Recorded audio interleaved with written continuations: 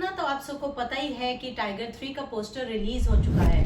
अगर आपने पोस्टर बड़े ध्यान से देखा हो तो आप ऊपर देखिए, लिखा है पठान वॉर। इसका मतलब तो यही है कि सलमान खान के साथ शाहरुख खान का भी इसमें काफी योगदान है।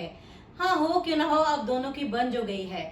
एक टाइम था दोनों एक दूसरे के कट्टर दुश्मन होते थे, तब भी पब्लिक को प्रॉब्लम होती थी, क्योंकि जो शाहरुख के फैन थे वो सलमान की फिल्म नहीं देखते थे और जो सलमान के फैन थे वो शाहरुख की फिल्म नहीं देखते थे।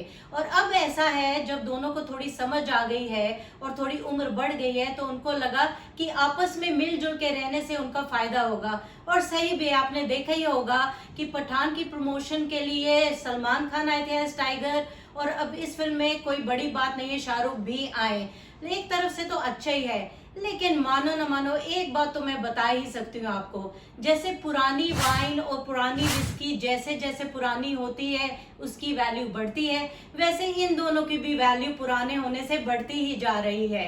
और थोड़ा एक्सपीरियंस भी काउंट करता ही है। लेकिन मेरे हिसाब से एक बात तो मैं जरूर कहना चाहूंगी टाइगर 3 के बारे में, या फिर इनकी आगे आने वाली कोई भी फिल्में होती है तो वही दाल और चावल वाली खिचड़ी, लेकिन परोसने का अंदाज थोड़ा अलग है। कभी अचार के साथ परोसते हैं, कभी दही के साथ परोसते हैं और कभी पापड़ के साथ परोसते हैं। अब हो ना हो, खिचड़ी तो जैसी भी है स्वाद ही लगती है हम सबको, तो इसलिए खानी तो पड़ेगी ही। दोनों इस फिल्म में धूम तो मचा ही रहे हैं, और साथ ही है कटरीना कैफ एज जोया, जो पहले भी थी, और साथ ही इमरान हाशमी भी हैं। अब सबसे इम्पोर्टेंट इस चीज में ये है कि इस फिल्म को डायरेक्ट किसने किया है। तो इस फिल्म के डायरेक्टर है मनीष शर्मा। तो आपको याद होगा उन्होंने बैंड बाजा बारात भी डायरेक्ट की थी, और साथ में फैन भी की थी शाहरुख खान की। तो एक फिल्म जो थी वो सुपर डुपर हिट थी, और दूसरी साइड दूसरी सुपर फ्लॉप थी।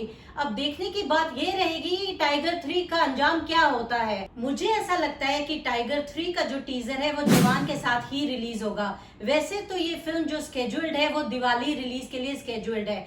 और दो बातें और, क्योंकि पर्दाफाश है तो मैं आपको बताना चाहती हूँ कि इन दोनों की शायद कोशिश है मिलजुल के रहने की और लोगों के साथ भी बनाने की। इसीलिए सलमान खान ने सुनील ग्रोवर को लिया है, तो जब कपिल शर्मा शो पे जाएंगे तो उनका भी आपस में दोस्ती हो ही जाएगी। और दूसरी साइड सनी देओल की जो फिल्म है गदर हिट होने के कारण सलमान भाई ने उनको कॉन्ग्रेचुलेट किया, और इसी बहाने शाहरुख और सनी देओल की जो डर के टाइम पे टूट गई थी वो वापस जोड़ी बन जाएगी।